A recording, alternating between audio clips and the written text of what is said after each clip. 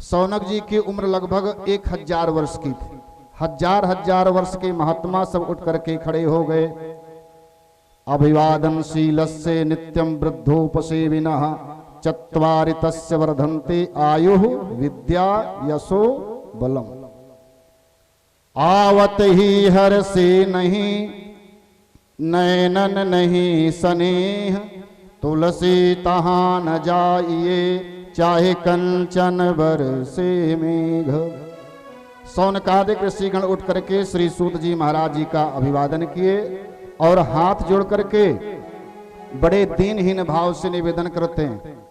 कैसे कहते हैं?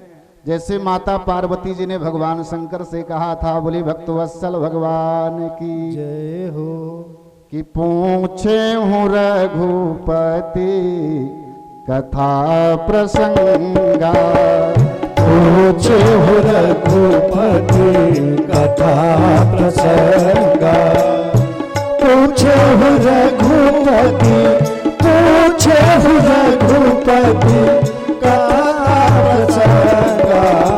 सकल लोक जग पावन गंगा, सकल लोक जग पावन गंगा, सकल लोक जग पावन गंगा। भक्तवत्सल भगवान की जय हो। उस प्रसंग में भगवान शंकर ने पार्वती जी को 2 बार धन्यवाद कहा। हे देवी, आपने प्रश्न करके हमारे ऊपर कृपा किया। अच्छा ये बताइए, कृपा जो है श्रोता के ऊपर होती है कि वक्ता के ऊपर? जैसे अभी हम कहें कि आप लोग आ करके हमारे ऊपर कृपा की, हाँ वास्तव में कृपा है। क्योंकि भगवान जब कोई वक्ता कथा कहता है तो पहले कृपा वक्ता के ऊपर होती है, श्रोता के ऊपर बाद में होती है। वक्ता जब व्यासपीठ पर बैठता है ना, तो पहले अपने इष्ट का ध्यान करता है, तब उसके ऊपर ठाकुर की कृपा होती है, तब वक्ता जो है कथा कहना शुरू करता है, तब उसके बाद श्रोता के ऊपर कृपा होती है। तो भोले बाबा ने वहां पर धन्यवाद दिया कि धन्य धन्य गिरी राज कुमारी, धन्य धन्य श्री राजकुमारी, धन्य धन्य गिरी राज कुमारी, धन्य धन्य गिरी राजकुमारी। भक्तवत्सल भगवान की जय हो। तुम समान नहीं को उपकारी, पूछे हो रघुपति कथा प्रसंगा, सकल लोक जग पावनी गंगा। जब इनका सती के रूप में इनका अवतार था तो ये कथा नहीं सुनी। पार्वती के रूप में जब अवतार लिया तो बोले बाबा से प्रार्थना करें आप हमको कथा सुनाइए। सेम वही स्थिति श्रीमद् भागवत महापुराण में घटी है। सौनक जी हाथ जोड़ करके निवेदन किए, भगवान हम आपके श्रीमुख से भगवान की सुंदर कथा सुनना चाहते हैं। अज्ञान ध्वांत विध्वंस कोटि सूर्य समप्रभा, सूताख्यायी कथा सारम मम कर्ण रसायनम। अज्ञान ध्वांत विध्वंस कोटि सूर्य समप्रभा, आपका जो ज्ञान है वो करोड़ों सूर्य के समान है। जैसे सूर्य के उदय होने पर जो तिमिर है, अंधकार है, वो चला जाता है, वैसे गुरुदेव भगवान की कृपा जब शिष्य के ऊपर होती है तो अज्ञान रूपी जो तिमिर है वो नष्ट हो जाता है। बोली भक्तवत्सल भगवान की जय हो। सूताख्यायी कथा सारम मम कर्ण रसायनम। आप भगवान की सुंदर कथा कहिए, हम आपके श्रीमुख से सुनना चाहते हैं। चिंता मृर लोक सुख सुरद्रो स्वर्ग संपदम, प्रियच्छति गुरु प्रीतो वैकुंठम योग दुर्लभम। पर्यच्छत गुरु प्रीतो वैकुंठम योग दुर्लभम।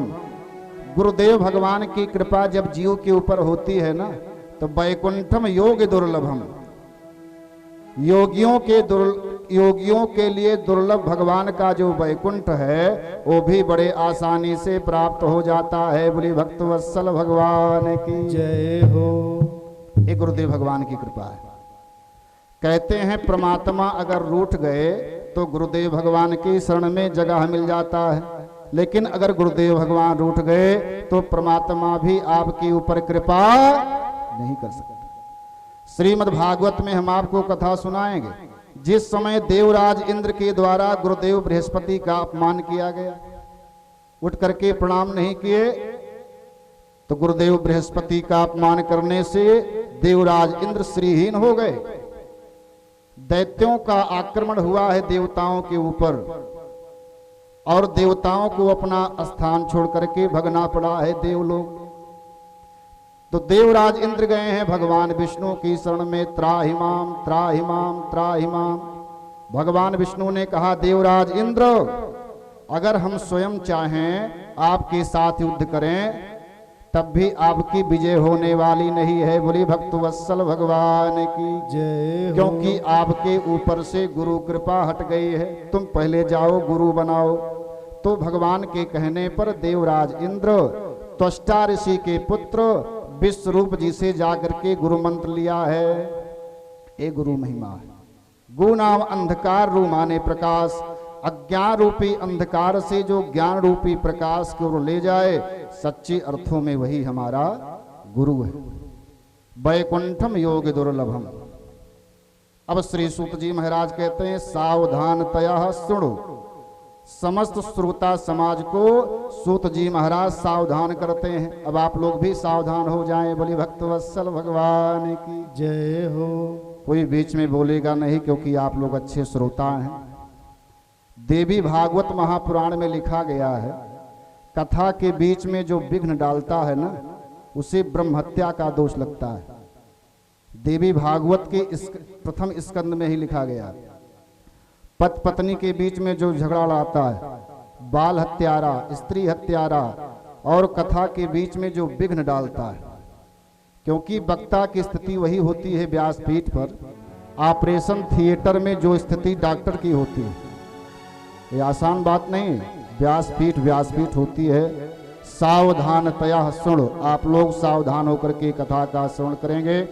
श्री सूत जी महाराज कहते हैं, सौनकादिक ऋषियों, संसरत इति संसारा। जो सरकता रहे उसी का नाम संसार है। संसार की हर वस्तु अस्थायी है। संसार में दुख ही दुख है, सुख नाम की चीज ही नहीं है।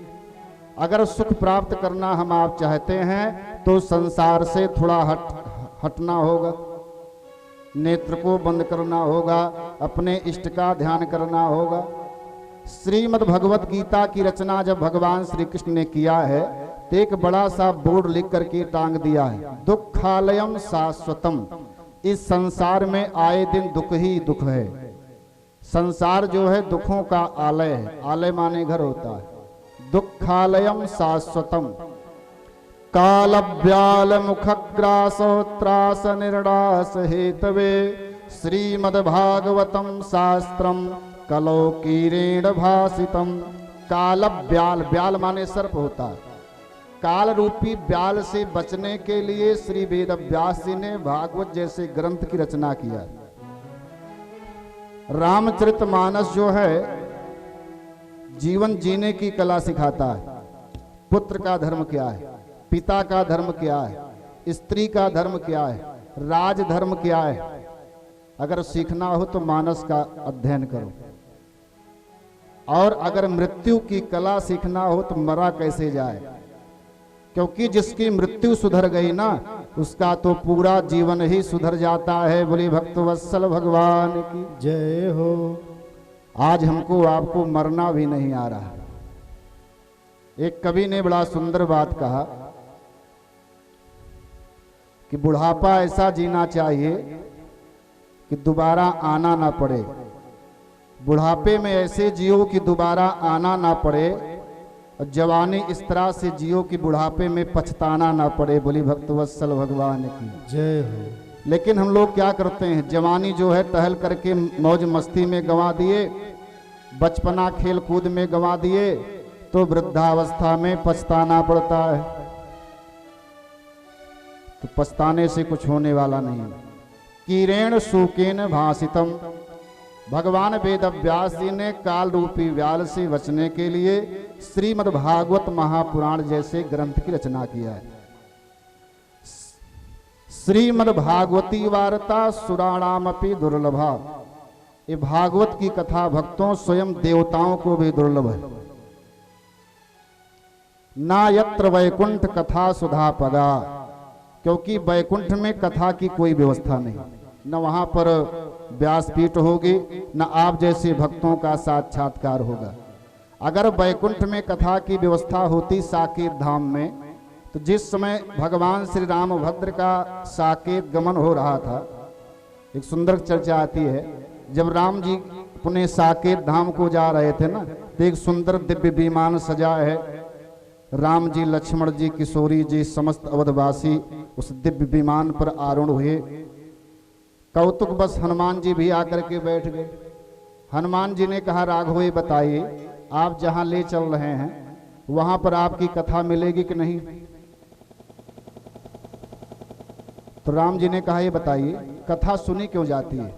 कहा, कथा इसलिए सुनी जाती है कि राम जी मिल जाएं। तो राम जी ने कहा, जब वहां पर हम स्वयं मौजूद होंगे तब कथा सुनने का क्या मतलब है? अरे भाई, कथा सुनने का अभिप्राय क्या है? हर व्यक्ति यही चाहता है कि हम भगवान की कथा सुने और राम जी का हमको साक्षात्कार हो जाए। तो वैकुंठ में हम स्वयं होंगे तो वहां कथा से क्या मतलब है? हनुमान जी ने कहा, राघव हम आपके बिना तो रह सकते हैं, लेकिन आपकी कथा के बिना नहीं रह सकते हैं। बोली भक्त वत्सल भगवान की जय हो, प्रेमाय अवतार की जय हो। श्री सूत जी महाराज कहते हैं, शौनकादिक ऋषियों, एक बार की बात है, गंगा के पावन पुलिन पर श्री सुखदेव भगवान महाराज परीक्षित जी को श्रीमद् भागवत रूपी भागीरथी में स्नान करा रहे थे।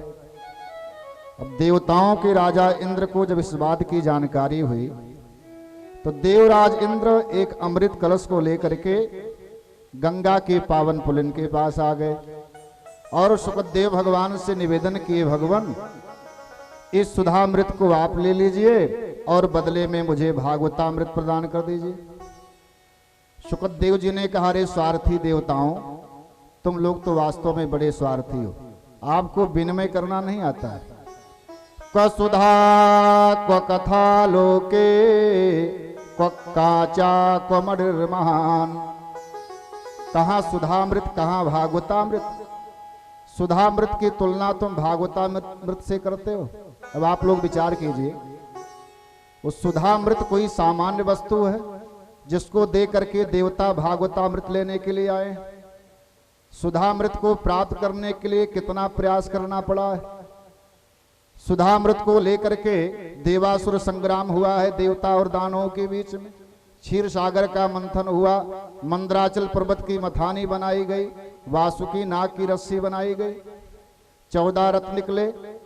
अमृत को लेकर के देवता और दानवों में भीषण संग्राम हुआ, तब देवताओं को जाकर के अमृत की प्राप्ति हुई। आज उसी अमृत को देकर के देवता भागवतामृत लेना चाहते हैं। इसका मतलब है कि सुधामृत से भी ज्यादा बहुमूल्य वस्तु भागवतामृत है। बोली भक्तवत्सल भगवान की जय हो।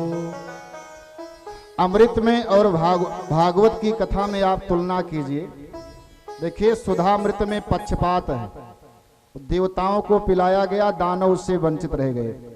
लेकिन भागवत की कथा में किसी भी प्रकार का पक्षपात नहीं है। वो चाहे टाटा बिरला आवे, चाहे अंबानी परिवार का कोई मेंबर आवे, और चाहे कोई सामान्य व्यक्ति आवे, भागवत की कथा तो सबके लिए सुलभ है। बोली भक्तवत्सल भगवान की जय हो। पहली विशेषता। लेकिन सुधामृत में तो पक्षपात है, देवताओं को मिलेगा, दानवों को नहीं। दूसरी विशेषता, भगवान की जो कथा है वो कलमसापहम, जीव के कलमस को दूर करती है। गोपी गीत में व्यास जी लिखते हैं, श्रावण मंगलम, भगवान की कथा सुनने से जीव का परम मंगल होता है और इसमें उधारी का खाता नहीं चलता है। कथा सुनो, तुरंत उसका लाभ लो। कि माँ जान फल पे खींतत काला जम फल दे के तत्काला भजन फल दे के तत्काला काक हो ये पीग पकहूँ मराला काक हो ये पिक बकहु मराला काक हो पिक बकहु मराला। तो भागवतामृत जो है कलमशापहम, जीव के कलमश को दूर करने वाली है। और सुधामृत जो है कलमश को बढ़ाने वाला है। सुधामृत जो पिया मान लीजिए अमर हो गया, तो अमर होकर के क्या करेगा? कोई भयंकर बीमारी लग गई शरीर में, तो लोग क्या कहते, भैया इससे जीने से अच्छा तो मर जाना ही अच्छा है। भागवतामृत पीने से व्यक्ति दिव्य जीवी बनता है। सुधामृत का पान करने से दीर्घजीवी बनता है। मान लीजिए दीर्घजीवी हो गया और शरीर में कोई भयंकर बीमारी हो गई, तो जिएगा तो लेकिन मर मर के जिएगा। तो ऐसे जीने से तो मर जाना ही अच्छा है। लेकिन भागवतामृत का जो पान करता है ना, वह दिव्य जीवी बनता है। जब तक जिएगा ना, शरीर से स्वस्थ और सुंदर बना रहेगा। ये कथा की महिमा है। तो कलमशापहम, भगवान की कथा जीव के कलमश को दूर करती है, दिव्य जीवी बनाती है और जीव के कलमश कसाय को दूर करती है। ये भागवतामृत का वैशिष्ट है। सुखदेव भगवान ने कहा है, स्वार्थी देवताओं भग जाओ इस स्थान से, हम आपको भागवतामृत नहीं प्रदान करेंगे, क्योंकि आपको सौदा करना आता नहीं है। तुम कांच दे करके मणि लेने आए हो, को सुधा को कथा लोके को कांचा को मणि महान। तुम सीधे साधे आए होते, तुम आपको भागवत की कथा सुना देते।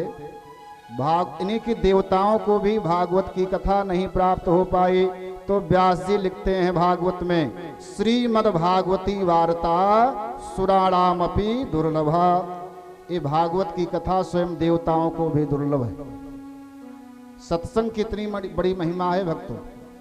एक बार ब्रह्मा जी ने मन में विचार किया, आइए हम इस बात का परीक्षण करते हैं कि संसार का वैभव श्रेष्ठ है कि सत्संग। तो ब्रह्मा जी ने एक सुंदर सी तराजू लिया। ध्यान दीजिएगा, तराजू के बाएं पल्ले में संसार के संपूर्ण भोग की सामग्री को रखा, दाहिने पल्ले में एक क्षण का सत्संग रखा। तो दाहिना वाला पल्ला नीचे की ओर चला गया और बायां पल्ला ऊपर की ओर उठ गया। बोले भक्तवत्सल भगवान की जय हो। तो रामचरितमानस के पंचम सोपान में कविता कानन केसरी कलिपनावतार, हिंदी साहित्याकाश के दैदिव्यमान नक्षत्र, ब्राह्मण कुलभूषण कवि कुल चूड़ामणि गोस्वामी जी लिखते हैं कि तात स्वर्ग अप वर्ग सुख धरिय तुलायक अंग। तो तूल नता ही सकल मिली, तो जो सुख लो सत्संग सियावर रामचंद्र चंद्र की जय।